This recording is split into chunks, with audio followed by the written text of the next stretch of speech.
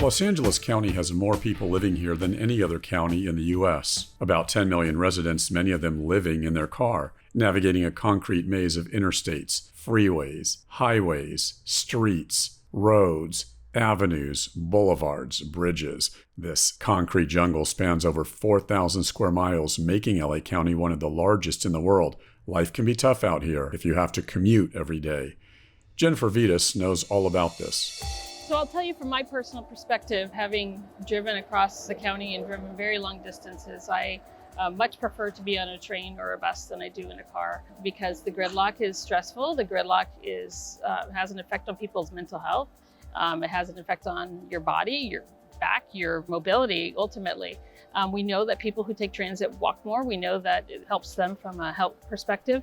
To give you an idea of how bad LA traffic is, here are just a few examples. To get from downtown Los Angeles to the San Fernando Valley on the freeway in your car, which is about 20 or 30 miles depending upon which valley city you're traveling to, that commute can take an hour or two in bad traffic. To get from downtown LA to Long Beach, about 25 miles, can also take about an hour or two. And don't even try taking the local city streets, thoroughfares like Wilshire or Olympic Boulevards, to get from downtown to Santa Monica, which is about 15 miles. That can also take a couple of hours in traffic. So you get the idea. These days in LA, there's no such thing as going against the traffic. That's why lots of folks are taking LA Metro trains and buses throughout the county. Can you blame them? They hate their cars, hate the horrific traffic, hate the horrendous gas prices, and so they're riding the rail. Jennifer Vitas is with Metro, the Los Angeles public transportation system. We met with Vitas at the Little Tokyo Arts District station, which launched in June of 2023 as part of Metro's Regional Connector project. That project stitched together the Metro system, the Metro rail system. So now with this new station and a few others, you can go from Azusa to Long Beach with a one-seat ride, or you can go from East LA to Santa Monica with a one-seat ride. We're also working on projects to go through the Sepulveda Pass potentially and connect the San Fernando Valley down to Los Angeles. We're extending what's known as the Purple Line or D Line, and that's going to go farther west than it does now. And then ultimately, we're also working on a light rail line for the East San Fernando Valley. So we do have a very ambitious transit growth plan. We are obviously preparing for the Olympics, but also preparing to leave a legacy for Angelenos to be able to get around anywhere they want across the county using transit. It's really sort of connecting and bridging this massive county together, isn't it? Yes, it really is. It makes a significant difference for the people of Los Angeles, makes transit a lot more feasible for you to go all over the county, making sure that the people across Southern California can get where they need to go affordably and with ease. What are they telling you? What are you hearing? We also hear that we also do have a large number of customers who rely on us to get where they need to go. That maybe they don't have a car, or maybe they can't afford the gas because gas prices are through the roof right now. So there's a lot of folks who know where they can get across the county using Metro, and really truly appreciate it.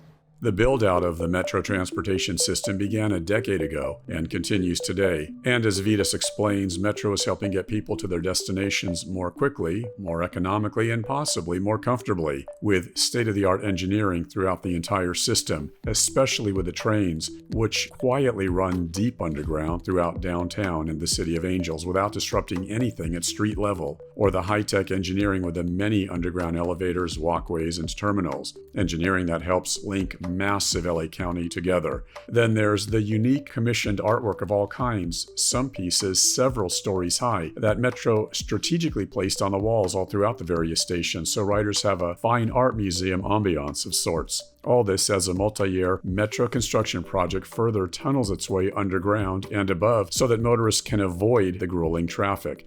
And as LA Metro continues to carve out the best possible transportation future for Los Angeles and beyond, Metro was also met with some challenges. For some context, we take you back to February 2016 when I first began reporting about the LA Metro system. What we found back then here at the downtown LA Metro station at 7th and Hope Streets were many people hopping the gate at the entrance and riding for free. Fare evasion was a bad problem for Metro, and we also found there wasn't much security, if any, out here to keep riders safe. And people I interviewed back then told me they were nervous. Don't take our word for any of this. Just read some of the comments. According to many of the posts, crime and lack of security was very concerning. Some wrote that, for the most part, there were no security officials out here, and they personally had witnessed various crimes or were crime victims themselves.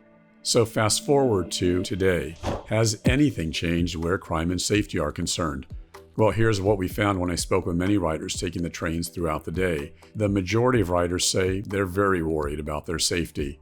Now, to be fair, some folks say that things have gotten somewhat better this past year, especially given the fact that there seems to be more of a security presence out here, or at least more than a few years ago, to help de-escalate potentially dangerous situations. However, almost every person we talk to today agrees that violence, crime, and homelessness are serious metro problems. There's definitely just a lot of people that you're not sure where they're coming from, how they're doing. So you see a lot of behavior that I have seen, like people just be very argumentative, random fighting breaking out, someone who's on the subway probably more for shelter than transportation. I don't know, something could always happen, it feels that way. To put it into perspective, I won't ride the train alone. I will only come with somebody else. Why is that? What are your concerns? I lived in Hollywood for a long time, so that was the closest stop. Same thing, just the type of people that are, making their home there. It makes it a little bit intimidating to get on and off. Once you're on the train, it's not too bad. Like you said, you can kind of just sit far away, whatever. But the stops themselves are really unpredictable. I feel like I've seen at least like 2 robberies definitely going on the train, or like people fighting like on the train itself. I've seen it from here all the way to Northridge, so you see some stuff happening for sure. There's a lot of like crazy people, homeless people just screaming. I think 3 days ago I saw like some fools trying to fight. Yeah. I'm concerned about the safety for me and for others, and you have to watch everything around you. So you have to be cautious about, okay, I'm getting to this destination, but you have to be more concerned about your safety and how you're going to get to the next destination. Have you seen crimes out here? I have seen crime with the drugs on the train. We can't even catch the bus at Alvarado anymore due to homeless, due to drugs, due to crime. It's gotten that bad out here? Yeah. Whether the public realizes it or not, every aspect of your experience actually has a direct impact on your understanding of the security of a place. Robert Gummer is a Metro Senior Executive Officer. Gummer helps lead Metro with everything from emergency management, security operations, and law enforcement to system improvements, safety strategies, and analytics. This as he helps facilitate various collaborations and partnerships with local, state, and federal agencies to provide Metro the highest safety standards. He's a former Army sergeant who served in Iraq, a former FBI agent for nearly a decade, and FBI expert on emerging technology. And more recently, he was with the NFL, helping build their Global Security Operations Center. Today, Gummer is with Metro. A lot of the technology is already in place. You know, the very fact that we have the trains that we have operating at the times and the headways that we have, that's technology in motion. When we look at it from a security lens, it really gets down to situational awareness. Our ability to respond is based on our ability to actually know what's happening. So when we look at things, it's taking what we have already, our camera systems, and enhancing them. Finding ways to alert on safety security issues. So for instance, you look at the yellow line here, it says stay behind the yellow line. Ideally, those systems will be able to alert if someone were to go across that, potentially have a safety issue. If someone is on the ground longer than a set period of time, or there's, I guess, anomalous behavior, so a fight or something is breaking out, we should be able to get that alert in real time, as opposed to only getting a phone call or someone's, sending a text or someone's doing whatever to let us know. We should know that in advance and be able to get resources there. What are the things that you're on the lookout for here? There's a host of issues, that you have on the security front. Some could be an overdose, an unfortunate drug overdose. Some could be a fight, the scuffle, a disagreement between individuals, unsafe acts, individuals potentially, contemplating things like suicide.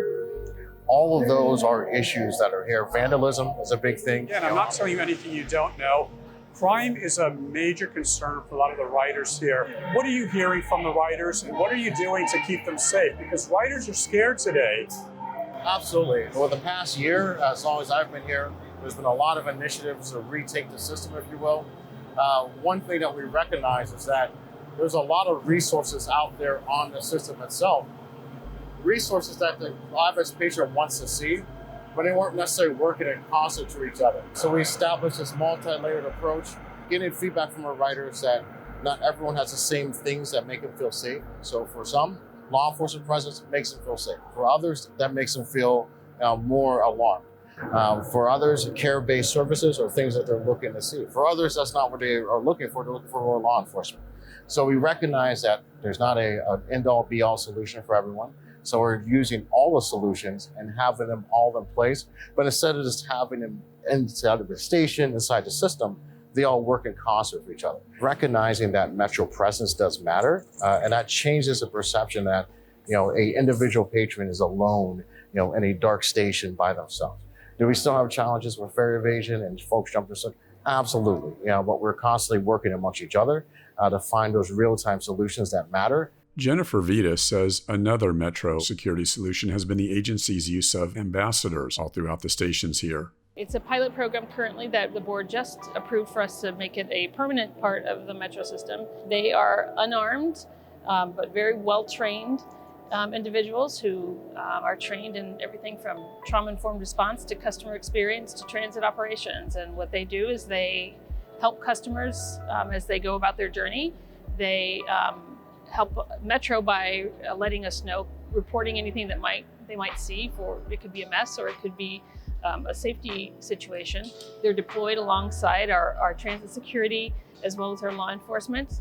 It's a multi-layered approach to make sure that we can keep our customers safe, but also make sure that they feel safe.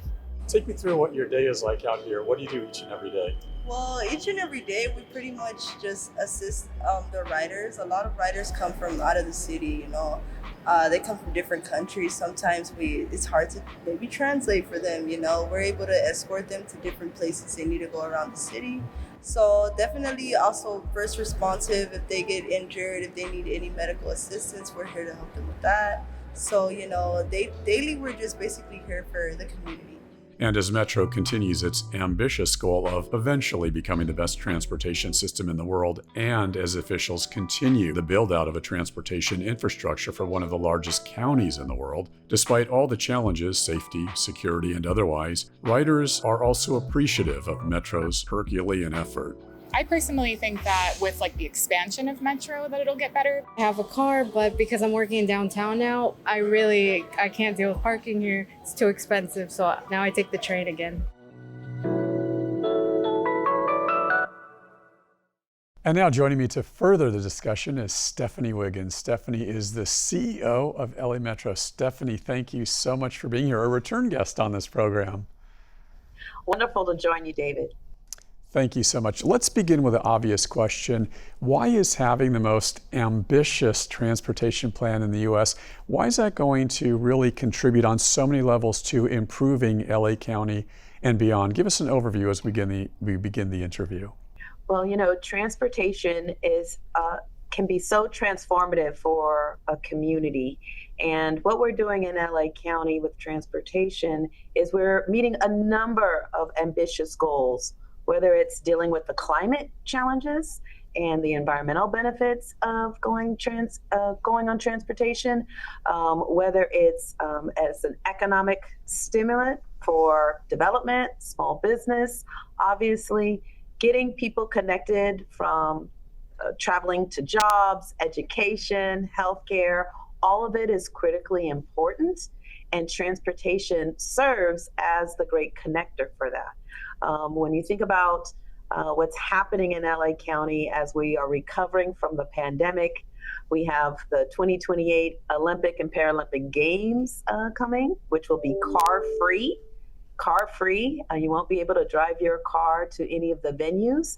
It's an enormous opportunity for transportation and public transportation, and specifically to really be really a critical component of making sure that LA can continue moving. It's such a component. I began this broadcast telling our audience that Los Angeles was sort of at a disadvantage. These other big cities like New York, Chicago, DC, what have you, their transportation system was built out as their city was built. We were sort of late to the game. And I was saying, if you don't have a car in LA, you're sitting pulling your hair out 2-3 hours on the freeway. Although I said, what if public transportation could be an option? And it seems like it is becoming more of an option these days, Stephanie. Well, David, you're right about our historic soul-crushing traffic. And I'm glad to share that with LA Metro, we are in the middle of a rail renaissance. We are building out our network. Like you said, the legacy systems on the East Coast have been there quite some time, and they have their existing network. We're building it based upon our local sales tax initiatives that have been passed. And so we are building out our network. Over the last 12 months, we just added about 10 new stations, a new rail line to our system. And every year between now and 2028, we are going to be opening up another major project, whether it's extending our subway system all the way from downtown LA to UCLA, where you can get there in 20 minutes instead of today. It takes you a minimum of 90 minutes.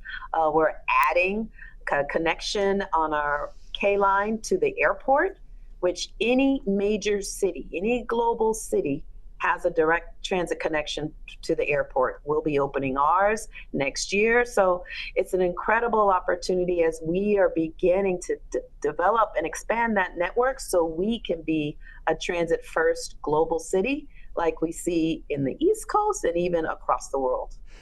We have a big problem here with homelessness. We have a problem with folks who are poor, let's be honest, poverty.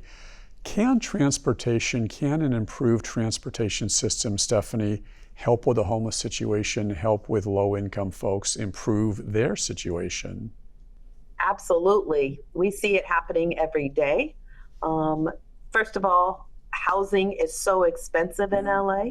And for more affordable housing, people use transportation to actually be able to get that American dream and own that home, and also be able to still have a very good paying job in the downtown areas. We're also, though, seeing that we can play a role and have been playing a role in helping provide more homeless outreach teams to provide access to services. We are an employer. We are a significant employer with our construction program, where we specifically focus on local hire opportunities, particularly to serve the most vulnerable populations. And we see that program working to actually provide jobs. And then, of course, we have an ambitious joint development program where we make property that we have vacant and surplus property that we have available. We encourage the development of affordable housing to be built adjacent to our transit system. So let's talk more about that. You are a transportation organization. How does a transportation, or I really should say, who does a transportation agency partner with? In other words, who do you collaborate with to really help bring all this housing to Los Angeles? There is a housing shortage. So what exactly are you and your collaborators doing? Be more specific. Well, specifically what we've done is we've reached out to the development community. And we've talked about our goals for affordable housing. And so we have a joint development program with the goal of actually developing 10,000 new housing units by 2031. And we want half of them, at least half of them, to be affordable housing. And so what we've recently done, talking to the developer community about what it's like to do business with LA Metro, they identified some improvements that can make it easier for them to really work with us and come on board to be a developer of housing. And so we've implemented those improvements. We think we can now cut down the time it takes from our hearing their proposal to getting to actually a turnkey from 10 years to 5 years, David. And so we have a whole new program, our joint development program, where we are inviting a number of developers to actually be pre-qualified with us and opening up our whole portfolio of properties that are available. And we want these developers to partner with community-based organizations, nonprofit developers, and to organize teams to then approach us about exclusive negotiating agreements to actually advance that joint development opportunity. Stephanie, I've heard you use a term over the years, transportation equity, and as a sort of contextual background, you talk to progressives or liberals, equity is their favorite word. You talk to conservatives and folks on the right, they hate that word. When you say transportation equity, what do you mean? What does that mean? It really means fairness. And as we look at how we invest our dollars to improve, mobility, to reduce congestion, to improve the quality of life for our residents, one of the things we do is we say we do it with an equity lens. And that is recognizing, okay, where do we have the greatest need? And to make sure we're investing where there's the greatest need, so that the outcomes and the benefits can be shared regardless of where your zip code is. We don't want to make, we're wanting to be intentional so that we make the best investment and the best outcomes and benefits to those who need it the most. Too often in my line of work, we always thought of equity as geographic equity. Right? And you realize if you only look at geographic equity, and look at the outcomes, you actually discover that the area of lower income that has fewer transportation options continues to be in that low ranking, because you're not taking into account from a fairness perspective, there's an underdeveloped, underinvested area. And to actually level the playing field, you may temporarily need to direct more resources in that particular area to actually level up and then have a level playing field. And that's what we're doing in LA Metro, and it's working. This is no easy task. This is a Herculean project. I'm an Angelino, and whether I'm in the car in downtown Los Angeles or on the west side in the Beverly Hills area or the west LA, UCLA area, Santa Monica, it seems there's some type of construction going on somewhere with Metro. Having said that, this thing has got to be costing a ton of money. So is this taxpayer dollars? Is there a public-private partnership? In other words, how much is all this costing and who's paying for it? We're fortunate that LA County residents have voted to tax themselves 2 cents sales tax. So that's about a cup of coffee per person, right? To build this significant network. But I really see it as an investment that LA County residents are making in themselves in this infrastructure. Because that return on that investment is, like I said, reduced traffic congestion, better air quality, less pollution, more job creation, more educational opportunities. It really is transforming lives, transforming the way people move, and really improving both environmental and health outcomes. And in our final 30 seconds, tell our viewers the different ways, the options to take the Metro. I'm old school, I just like a ticket, but I know there's all kinds of apps. You can scan your phone, there are the tickets. Give us an overview of that.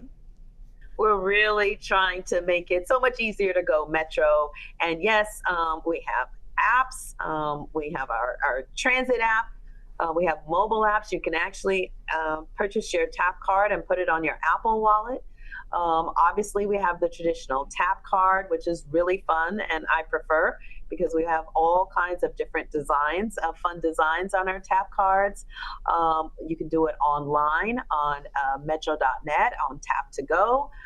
But essentially, we have customer centers. So the old-fashioned way, David, is to walk into a customer service center. We want to be available to people to access their fare any way that's easy for them. And so we're really excited about that. And one of our newest programs is with our schools. And actually, we have a program we call Go Pass, where they get free tap cards through their school. So they only have to go inside their school to get their free tap card. And it's a great program.